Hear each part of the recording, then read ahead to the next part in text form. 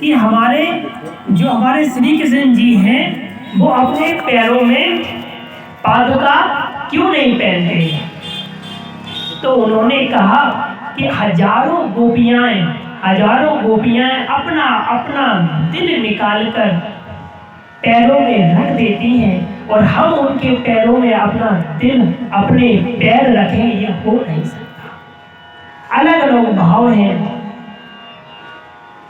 हजारों गोपिकाएं अपना अपना दिल कन्हैया के सामने निकाल के रख देती हैं, इसलिए और हम उन पर पैर रखें और पादुकाएं पहने, ये कैसे हो सकता है।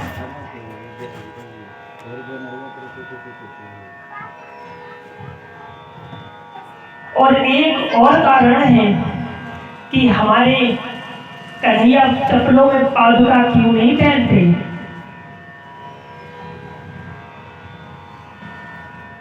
कई महत्व हैं, क्योंकि जो वृंदावन है ना, ये ब्रज की भूमि जो संतों की भूमि है। ब्रज की भूमि पर अगर आपको ये सौभाग्य मिले तो वहां संत सेवा जरूर करें, संतों को भोजन जरूर खिलाएं। अगर आप पे 10 रुपए नहीं बन रहे हैं तो आप 5 रुपए चढ़ा दो, और अगर 5 रुपए भी नहीं बन रहे हैं तो उस संत के चरण, उसके जो चरण है उनको ही छू लो, क्योंकि अगर आप वहां पर जो सेवा करोगे वो आपके पैरों में लिख दिया जाएगा। इसलिए जो अगर आपको वृंदावन जाने का सौभाग्य मिले तो उस भूमि को जरूर प्रणाम करो और राधा रानी से यही निवेदन करो कि अगर हमारा अगला जन्म हो तो सिर्फ बरसाने में हो, चाहे हमें पशु पक्षी बना देना, पर बना देना वृंदावन की भूमि में। वृंदावन की भूमि में ही हमारा जन्म हो। वृंदावन की अलग महिमा है, बहुत महत्व है।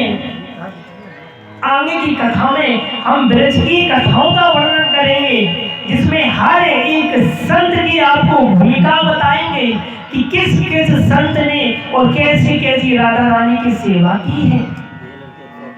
जब भोलेनाथ से बार बार पूछा तो भोलेनाथ ने कहा, ये माला तो हम आपकी डाले हुए हैं। उनके हमारी डाले हुए कि हाँ, इतने बार आपका जन्म हो चुका है। तो उन्होंने कहा, आप तो मरते ही नहीं हो। मैंने कि हम नहीं मरते, हम तो अमर हैं। उनके आप अमर कैसे हो गए? तो उन्होंने कहा, हमने भागवत कथा का पान किया है। तो उन्होंने कहा, अगर जो व्यक्ति भागवत कथा का पान कर लेता है वो कभी मरता नहीं है। उन्होंने कि नहीं मरता है।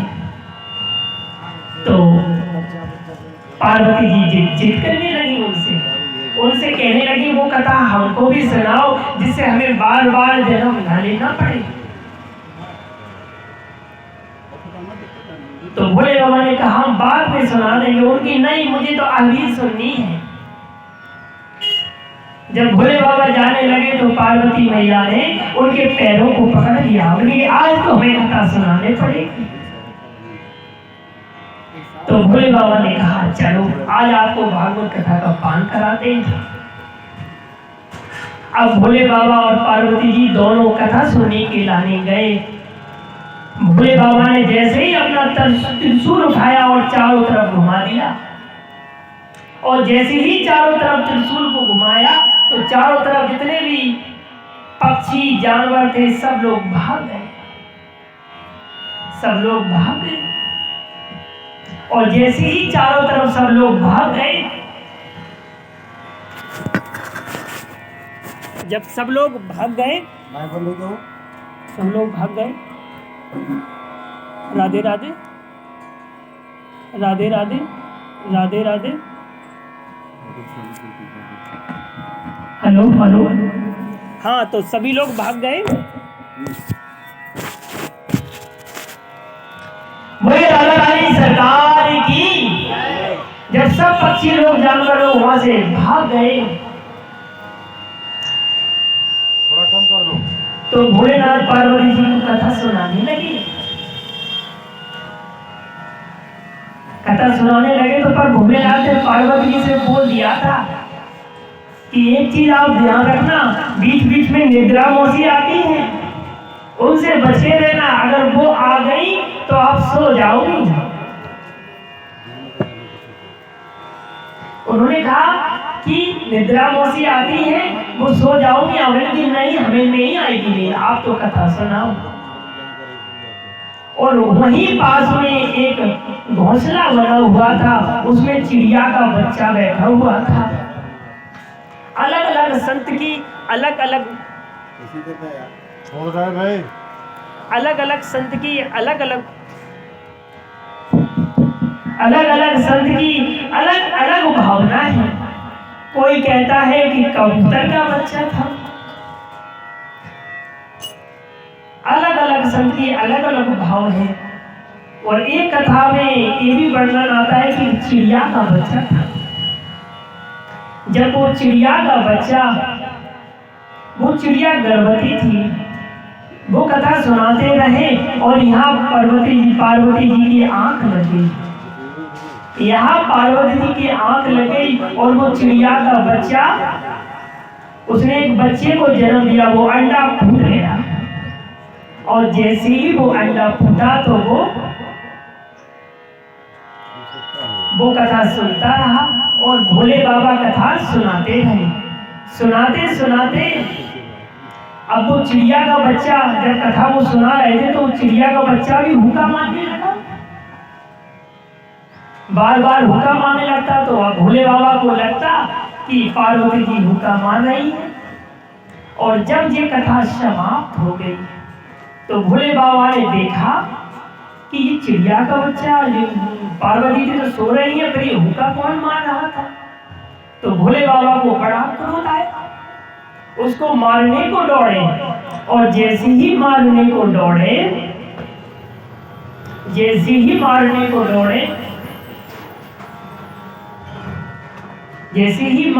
दौड़े तो उड़ता चला जा रहा था।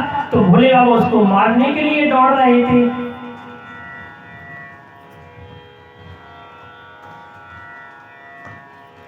और उड़ता उड़ता वो काशी की माता के पेट में चला गया। तो उन्होंने कहा, वो तो भी नहीं माने तो भी मारने के लाने दौड़े। और जैसे ही मारने के लाने दौड़े तो उन्होंने, एक संत ने कहा कि आप क्यों मार रहे हो, उसको छोड़ दो। तो उन्होंने कहा, नहीं, इसने भागवत कथा का पान किया है, हम इसे छोड़ेंगे नहीं। तो उन संत ने बड़ा सुंदर जवाब दिया। उन्होंने कहा कि जब इन्होंने भागवत कथा का पान कर ही दिया है तो ये मरेंगे कैसे? कैसे मरेंगे? ये मर ही नहीं सकते।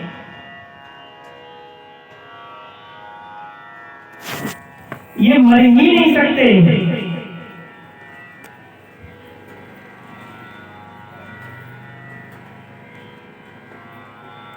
ये मर ही नहीं सकते।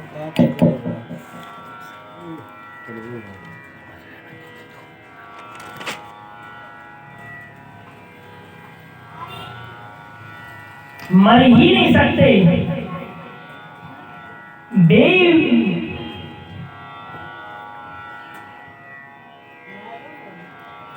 मर ही नहीं सकते। तो वो भोले बाबा लौट आए। अब तो वो माता की गर्भ में से निकले ही नहीं, बिना के हम नहीं निकलेंगे। बार बार कहें कि आप निकल आओ, बिना की नहीं। जैसे ही हम निकल आएंगे माया हमें स्पर्श कर लेगी। जब उन्होंने स्वयं नारायण उनको स्वयं कहने के लाने आए कि तुम यहाँ आ जाओगे तो तुम्हें माया स्पर्श नहीं करेगी, स्पर्श नहीं करेगी। तब वो निकल जाओ। तब वो 16 वर्ष की अवस्था में निकले और निकले और सीधे जंगल की ओर निकल पड़े।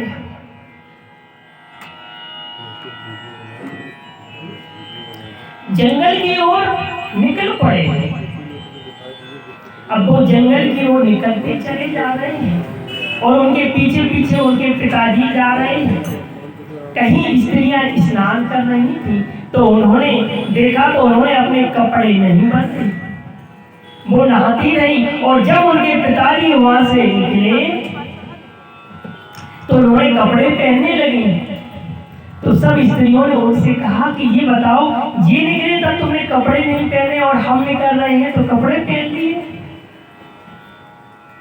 तो उन्होंने बड़ा सुंदर जवाब दिया, क्योंकि उन्होंने कहा कि ये नर और नारी में नहीं जानते कि नर नारी क्या होती है, इनके लिए तो सब समान है। ऐसे हमारे महान सुखदेव जी पार्षद कौन थे? जब अश्वत्थामा ने ब्रह्मा से छोड़ा तब उत्तरा भागती हुई आई कि भगवान से कहा कि हमारी रक्षा करो, हम आपकी शरण में हैं।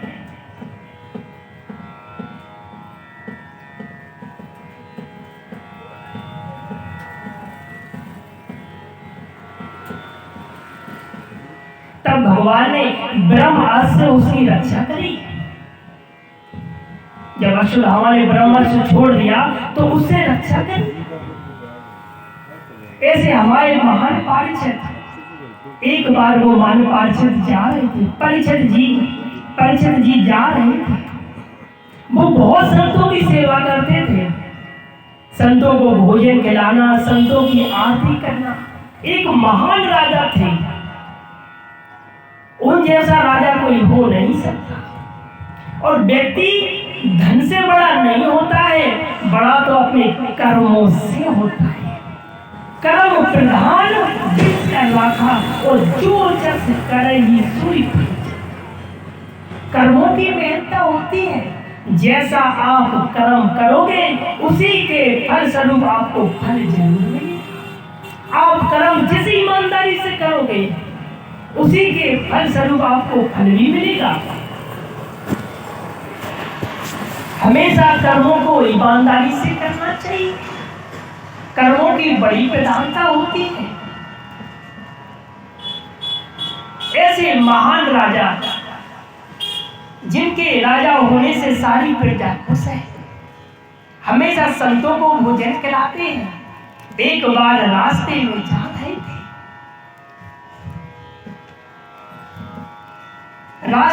जा रहे थे, तो कोई व्यक्ति गैया को मार रहा है, बैल को मार रहा है। उन्हें बड़ा कष्ट हुआ, उनकी आंखों से आंसू की धार लगी कि मेरे राज्य में गौ माता पे इतना अत्याचार हो रहा है, बैल पर इतना अत्याचार हो रहा है, उन्हें मार रहा है कोई। तो उनकी आंखों में आंसू की धार लग गई। उन्होंने बाण उठाया और मारने के लिए, और जैसे ही बाण मारने को हुए तो वो जो कलियुग था चरणों में उठा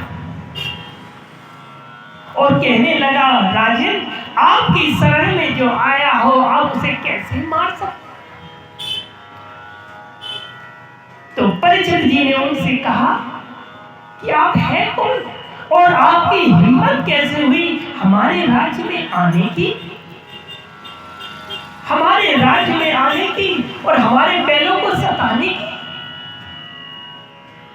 तो उन्होंने कहा, हमारा नाम कलियुग है। तो उन्होंने कहा कि तुम यहां से निकल जाओ, तुम मेरे राज्य में नहीं रह सकते, मेरे राज्य में नहीं रह सकते, तुम यहां से चले जाओ। तो उन्होंने कहा कि महाराज आप कहां जाओ? और कलियुग ने एक बात और कही। कलियुग ने कहा कि मेरे में एक महत्ता बहुत अच्छी है, बहुत बढ़िया गुण है मेरे में। मानिए क्या? मैं तो भगवान का भजन करने वाले की,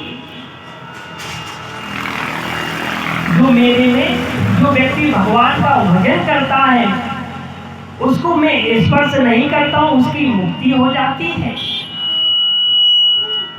उसका कल्याण हो जाता है।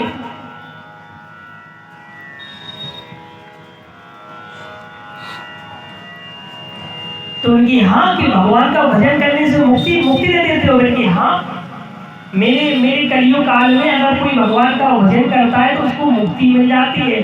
तो परीक्षित जी को बड़ा अच्छा लगा, खुश हो गए। उनकी मांगो तुम्हें क्या चाहिए? मान के कुछ नहीं महाराज, हमको भी कहीं स्थान दे देते। तो मैंने कि जाओ, तुम्हें स्वर्ग में स्थान दे दिया। स्वर्ग मतलब सोना, सोने में स्थान दे दिया। वो सोना कौन से में स्थान दिया? जो व्यक्ति भगवान को समर्पण करता है और समर्पण करने के बाद पहनता है, उसमें कलयुग का वास नहीं होता। और जो सोना लेकर के आए और पहन लेता है, उसमें कलयुग का वास होता है। अगर आप कोई भी चीज लेकर के आए हैं तो सब प्रथम अपने नारायण या अपनी जिस देवी को आप मानते हो उनको समर्पण कर दो और उसके बाद धारण करो, तो वो उसमें कलयुग का वास नहीं होगा। और अगर उसको ईश्वर को समर्पण नहीं किया और पहन लिया तो उसमें कलयुग का वास होता है। तो कलयुग ने कहा महाराज हमें और भी स्थान दे दो। तो उन्होंने जहां जुआ हो रहा हो, जुआ खेल रहा हो, मदिरा पान हो रहा हो, वहां आप रह सकते हो। जहां जुआ खेलता है, मदिरा पान होता है, कलयुग वहीं होता है। और जहां संतों की सेवा होती है, सत्संग होता है, वहां कलयुग नहीं होता। स्थान देने के बाद जब वो राजा जीत कहीं लड़ने के लाने गए, जीत से जा रहे थे, तो वो मुकुट पहन लिया। अब वो मुकुट किसका था? सोने का था। तो कलयुग आकर उसमें बैठ गया। जब कलयुग उसमें आकर के बैठ गया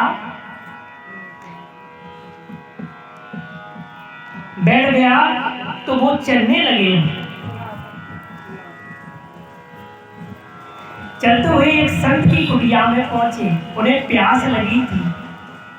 प्यास के लिए कुटिया में पहुंचे तो वो संत तो समाधि लगाए हुए थे, समाधि लगाए हुए बैठे थे। समाधि लगाए हुए बैठे थे वो तो परीक्षित जी ने उनसे कहा कि जल दे दो जल। तो उन्होंने देने से मना कर दिया क्योंकि वो तो समाधि में थे। तो वो बुरा भला कहने लगे। वो नहीं बोल रहे थे, उनसे बुलवाया जा रहा था, उनसे बुरा भला कहने लगे।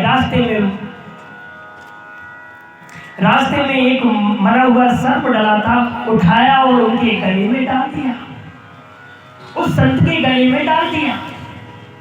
और जैसे ही घर पर आए और जैसे ही मुकुट उतार कर रखा तो आंखों से आंसू की धार बहने कि आज मैंने क्या कर दिया, इतना बड़ा अनर्थ कर दिया, एक संत का पान कर। पत्नी से कहने लगे मुझसे बहुत बड़ी गलती हो गई प्रभु, मुझको इसकी सजा दो।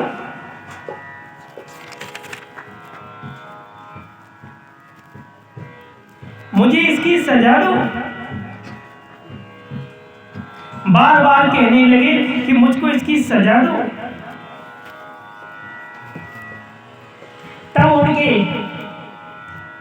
जो ऋषि के गले में डाला था, उनके पुत्र को मालूम चला कि हमारे पिता का किसी ने अपमान कर दिया है, हमारे पिता का अपमान कर दिया है, मरा हुआ सर्प गले में डाल दिया है। और जैसे ही सिंगी ऋषि ने सुना, श्राप दे दिया कि जाओ 7वें दिन तुम्हारी तक्षक नाग से मृत्यु हो जाए, तक्षक नाग काट ले वो, जिससे तुम्हारी मृत्यु हो जाए। जब वो संत को मालूम चला, जब संत की आंख खुली तो सिंगी ऋषि पास में खड़े थे। उन्होंने कहा क्यों रो रहे हो बेटा? मैंने कि पिताजी आपके गले में किसी ने मरा हुआ सर्प डाल, गले में मरा हुआ सर्प डाल दिया था। आंखें बंद की और उन्होंने देखा कि बेटा वो तो बहुत महान राजा थे। फिर और लोग खड़े थे, उन्होंने बताया कि इन्होंने तो शराब भी दे दिया, कि शराब लगी किसको?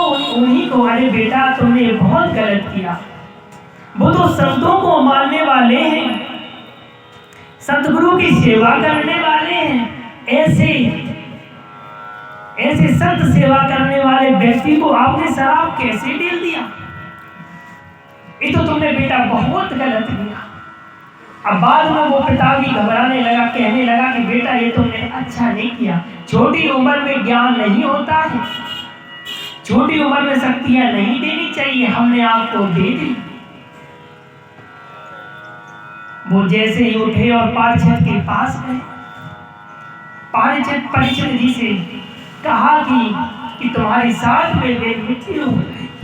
उनकी पत्नी जहां खड़ी थी धड़ाम के उन्होंने कहा महाराज कोई इसका उपाय है?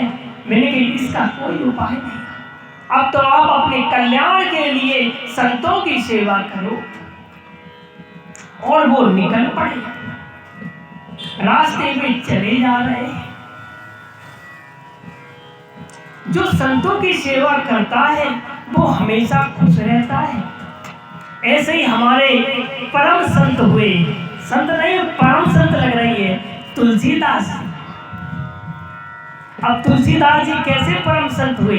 तुलसीदास जी तो अपनी पत्नी से बहुत प्रेम करते थे, उनके बिना एक पल भी नहीं रहते थे, बहुत चाहते थे उन्हें। जब तक उनको देखते नहीं थे तो खाना भी नहीं खाते थे, इतना प्रेम करने वाले थे।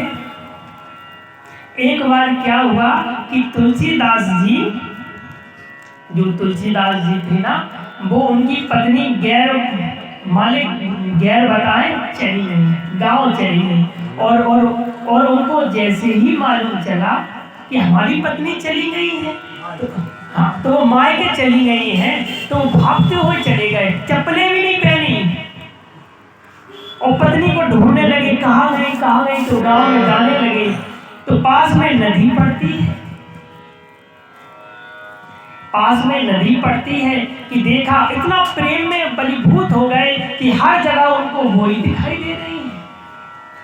वहां एक मरा हुआ व्यक्ति पड़ा था, उसी को पकड़ के बाथरूम निकल गए और अपनी पत्नी को ढूंढने लगे। उसके पास ही एक वृक्ष खड़ा था, उसी वृक्ष को पकड़ा और ऊपर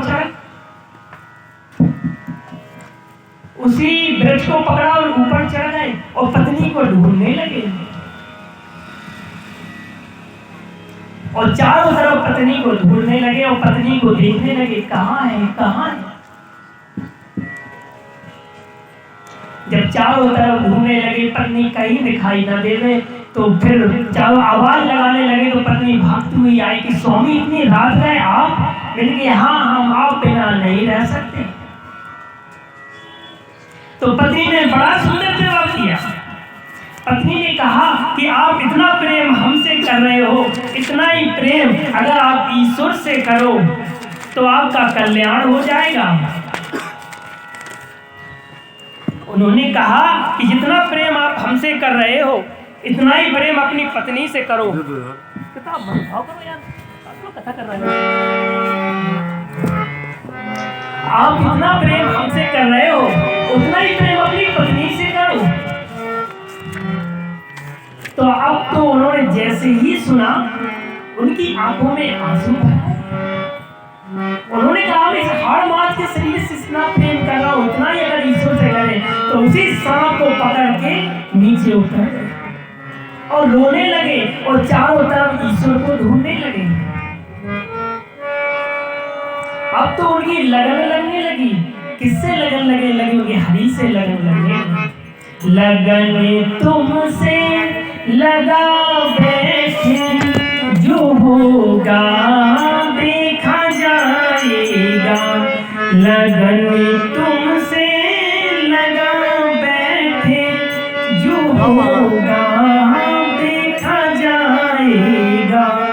तुम्हें अपना बना बैठे, जो होगा देखा जाएगा।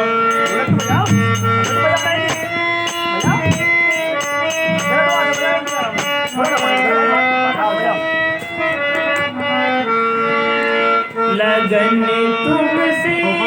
सभी माताएं मैंने गाई, ये सौभाग्य जो मिल रहा है इसको खोएंगे नहीं। सभी लोग एक साथ गाएंगे भी भजन को।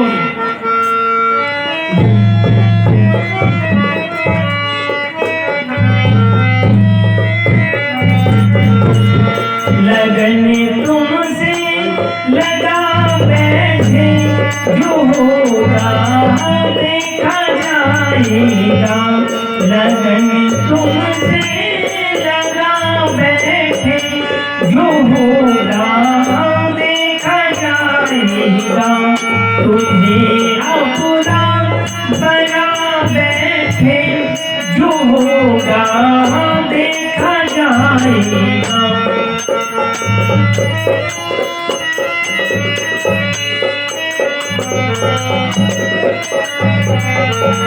कभी दुनिया से डरते थे कि छुप छुप याद करते थे, कभी दुनिया से डरते थे कि छुप छुप याद करते थे, कि छुप छुप याद करते थे।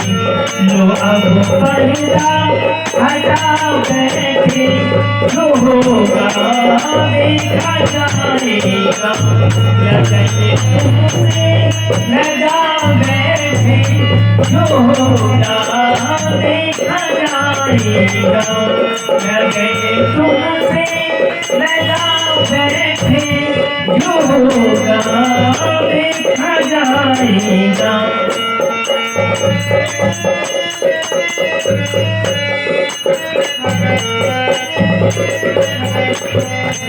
कभी ये ख्याल था दुनिया हमें बदनाम कर देगी, कभी ये ख्याल था दुनिया हमें बदनाम कर देगी, हमें बदनाम कर देगी। लो अब पर्दा हटा बैठे, लो अब पर्दा हटा बैठे जो होगा देखा जाएगा, लगन तुमसे लगा बैठे जो होगा देखा जाएगा, लगन तुमसे लगा बैठे जो होगा देखा जाएगा।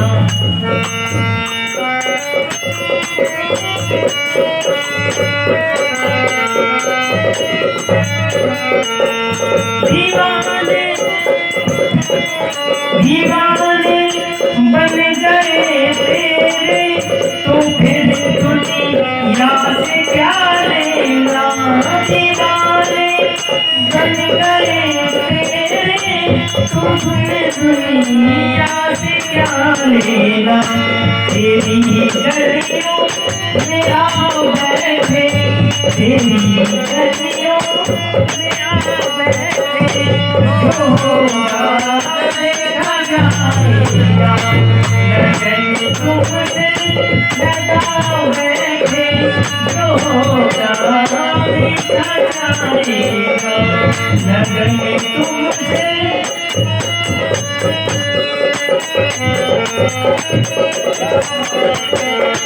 लगन तुमसे लगा बैठे जो होगा देखा जाएगा, तुम्हें अपना बना बैठे जो होगा देखा जाएगा।